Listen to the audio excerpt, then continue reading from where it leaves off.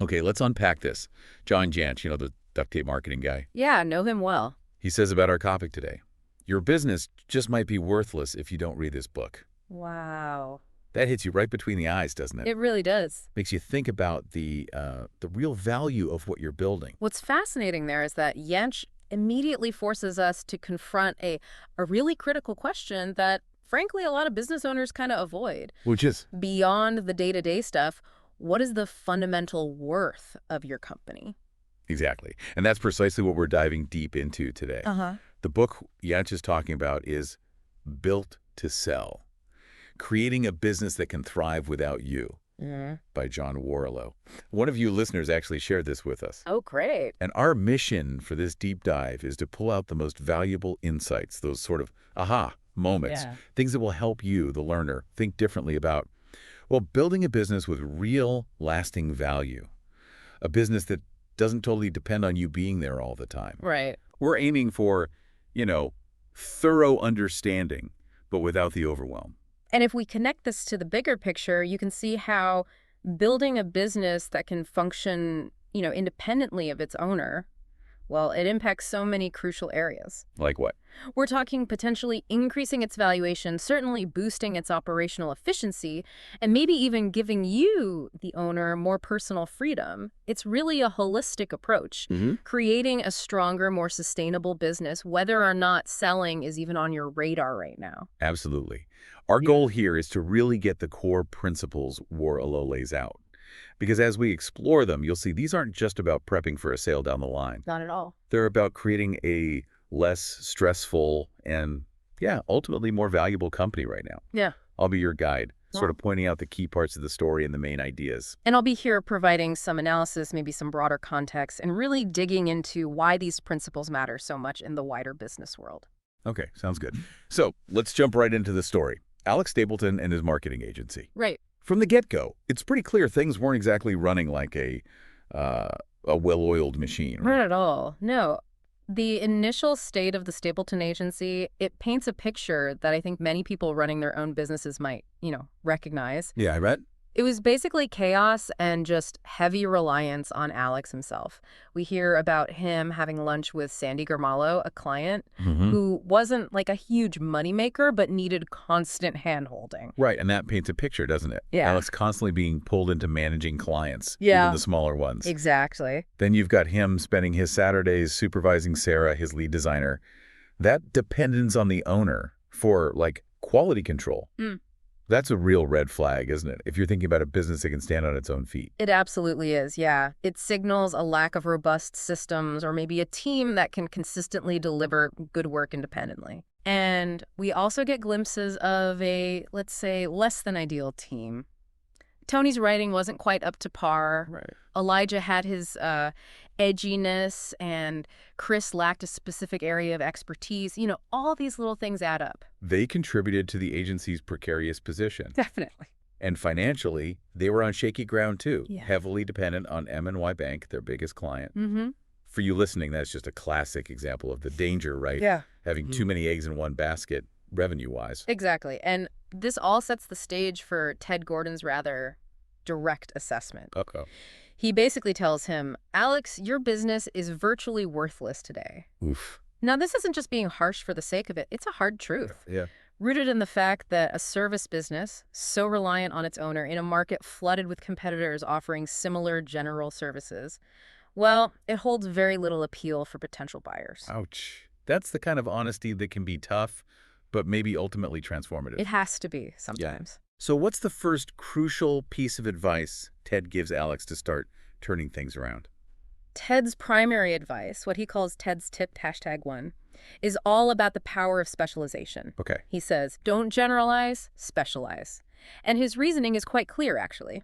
Good. By narrowing your focus, doing one thing exceptionally well, building a team of experts in that specific area, You not only elevate the quality of your work, but you also stand out. Right, from all the generalists. Exactly. In a crowded marketplace. For you, the listener, this isn't just about picking one thing. It's about becoming the recognized authority in that niche. And that completely changes how clients see your value, what you can charge. Think of it like going from being a GP to a top heart surgeon. That makes total sense. Yeah. Instead of being a jack of all trades, master of none, Precisely. you become the go-to expert for a specific need.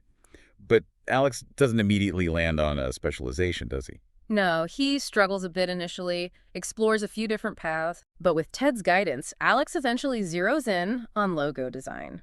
And importantly, this isn't just a vague decision. They develop a very detailed, documented process for it. Ah, the 5-step logo design process. That's the one. Which, just as a reminder, involves personification, sketch concepts, black and white design, presentation, and final design.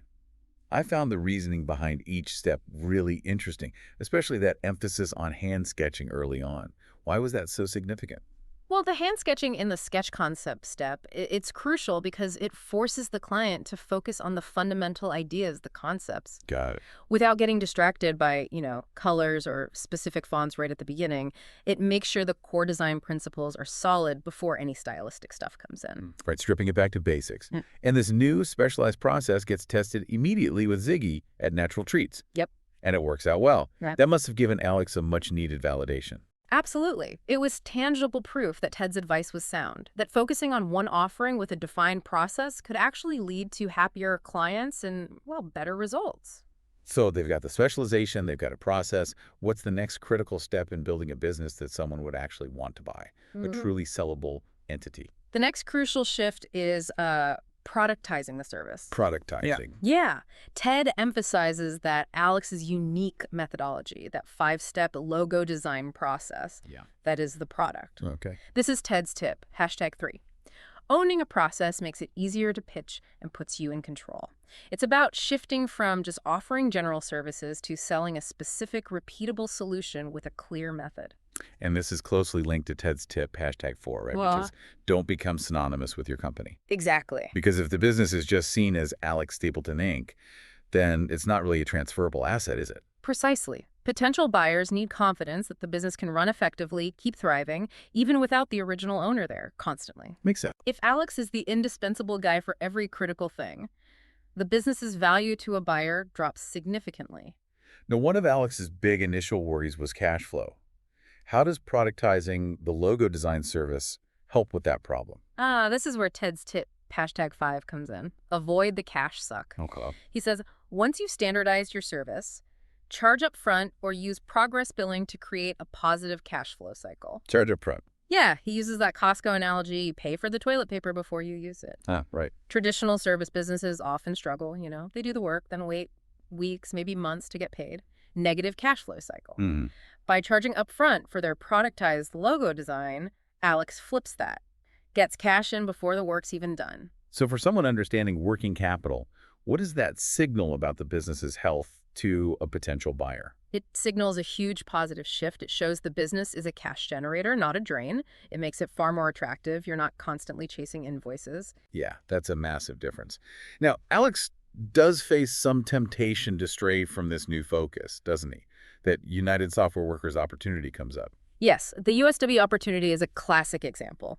A client trying to pull Alex back into doing broader general marketing stuff. Right. And this is where Ted's tip, #6, don't be afraid to say no to projects, becomes really, really important. Even big ones? Even seemingly lucrative ones. Ted uses that analogy, top heart surgeons don't set broken ankles. Good analogy. By saying no to other projects, Alex reinforces his agency's reputation as the logo design expert. Makes them more referable for that specific service. It's almost counterintuitive, isn't it? Turning down work can actually lead to getting more of the right kind of work. Exactly, in the long run. So, okay, specialized productized service, healthier cash flow. Yeah. What's the next piece of the puzzle Alex needs? The next vital step is building what Ted calls a sales engine. A sales engine. Basically, developing a system for getting new business that doesn't rely on Alex personally doing all the selling. Oh. For a business to be truly sellable, it needs a way to consistently bring in clients that works independently of the owner's own sales skills. We see a pretty clear contrast then between two potential sales hires. Blake, who's service-oriented, and Angie, who's more product-focused. Right. And Ted strongly advises hiring Angie's. Why is that distinction so important here? Ted's reasoning is quite insightful. Bleak, coming from that service mindset, would likely be tempted to customize the 5-step process for every client. Undermining the productization. Exactly, diluting the offering. Angie, on the other hand, she's used to selling a fixed product. She focuses on how its value meets different customer needs, but the product stays the same. Got it. Since the logo process is the product now, Angie's approach is just a much better fit. Ted uses that sailing analogy of jibing, you gotta fully commit to the new direction. Right, adjust your sails. So Alex hires Angie and Seamus, and he makes some tough calls about his existing team too. Lets Tony and Dean go doesn't replace Sarah. Mm-hmm. That's a pretty significant shift in the agency structure, isn't it? It is. It's a strategic restructuring, building a team that's fully aligned with the new specialized logo focus. Okay. And with a dedicated sales team now in place, the next logical step is figuring out the market potential. They calculate they're at about 1,160 potential logo clients just in their local area. Wow, that's a decent number. Yeah, it indicates a substantial opportunity. And this leads to Ted's tip #7. Take some time to figure out how many pipeline prospects will likely lead to sales. Right. This is all about creating a predictable sales formula. Knowing your numbers. Knowing your conversion rates, being able to forecast revenue with some accuracy, potential buyers love that. I bet. They want predictable, scalable growth. Exactly. Not just luck or the owner's contacts. And Ted adds another crucial bit of advice, tip #8. 2 sales reps are always better than 1. Why is that?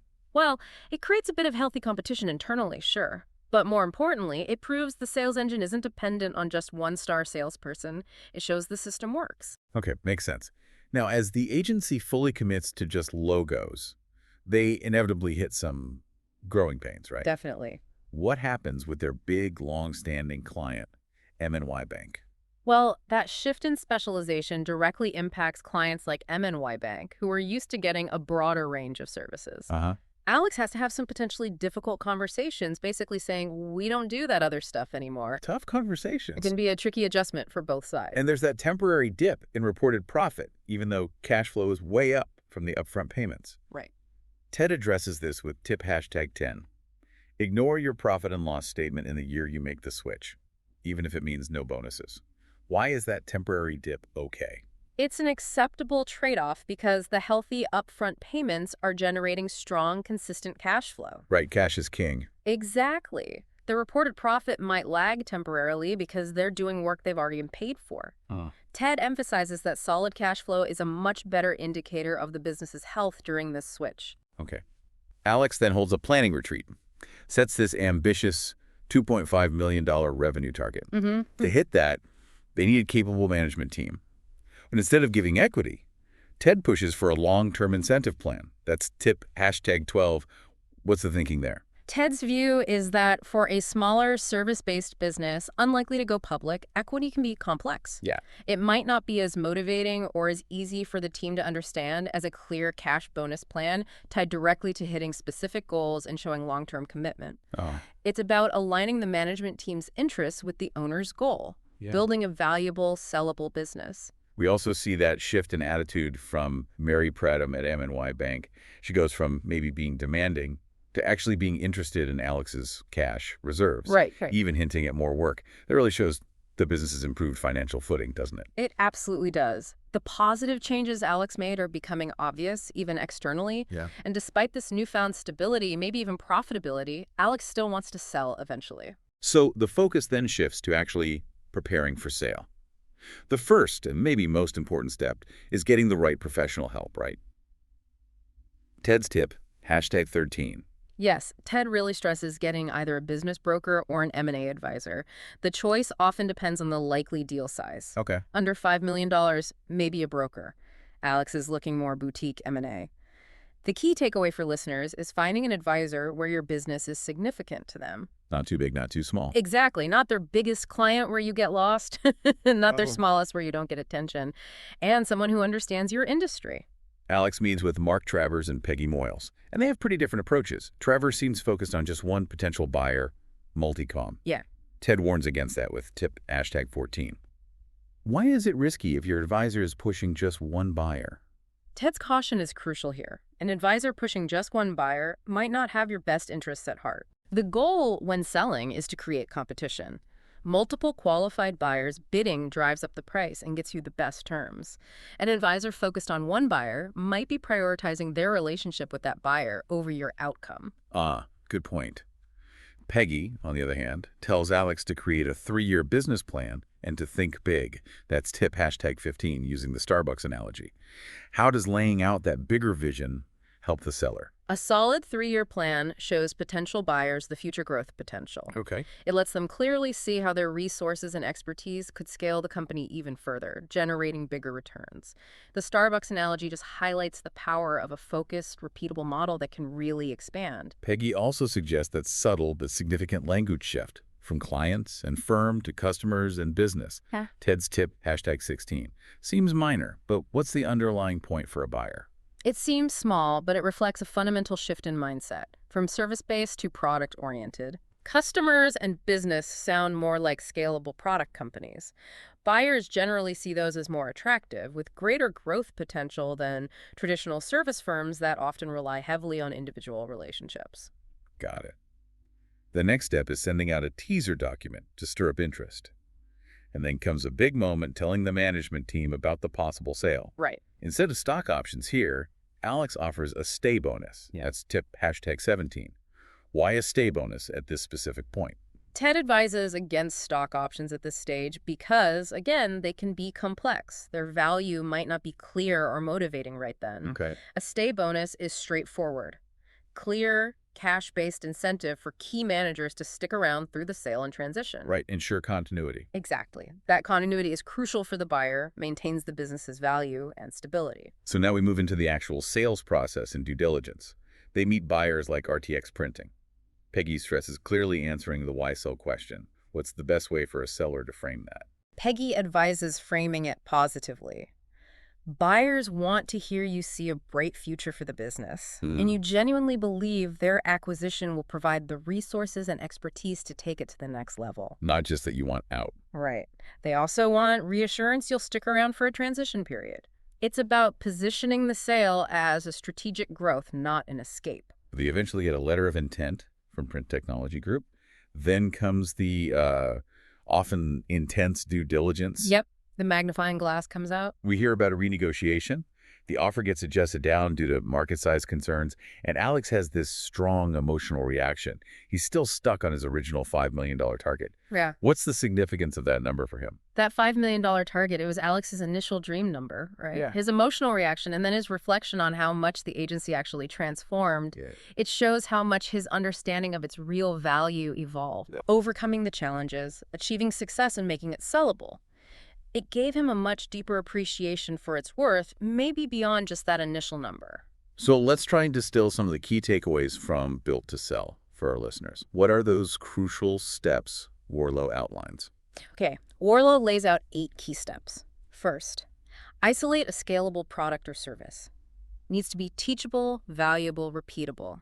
He also talks about the value hierarchy of recurring revenue contracts are best. Right. Second, productize your offering and charge upfront.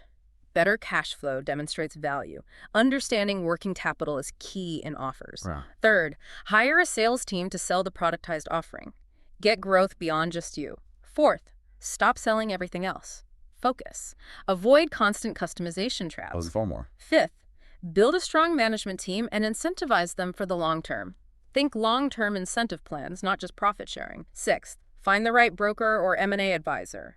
Someone aligned with you, knows your industry. Got it. Seventh, tell your management team at the right time and build a moat around the business. Things like awards, benchmarks, unique processes to keep key people. And finally, eighth, understand the letter of intent, the due diligence process, and the critical importance of the upfront cash portion of any deal. So for you listening, the core insights here, even if selling isn't your immediate plan, these principles are gold. Absolutely. Specialization, productizing, building an independent team, that strategic mindset. It all builds a stronger, less stressful, and ultimately more valuable business, period. Totally agree. These principles go way beyond just selling. They're about building a better, more sustainable company. A business that can thrive on its own is just inherently more resilient, more valuable, whatever your long-term plans are. Now, if this deep dive has got you thinking and you want to explore these ideas more for your own work, we definitely recommend checking out John Warrillow's book, Built to Sell. It's a great read. Very practical. Packed with insights. You can also find more on his website, builttosell.com. They have a sellability index quiz. Oh, yeah, that's useful. Gives you a quick snapshot of how sellable your business might be right now. And for anyone wanting to go even deeper on specific topics, check the recommended reading section at the back of the book. Lots of other great resources mentioned there. Okay, finally, here's that provocative thought for you to chew on. What's the one key service you offer right now that if you really focus on it, really productize its delivery, could create more predictable value? And maybe, just maybe, operate effectively without you having to be smack dab in the middle of it all the time. Imagine your work flourishing even if you stepped away for a bit. What's the very first, maybe small step you could realistically take, like today, to start making that happen?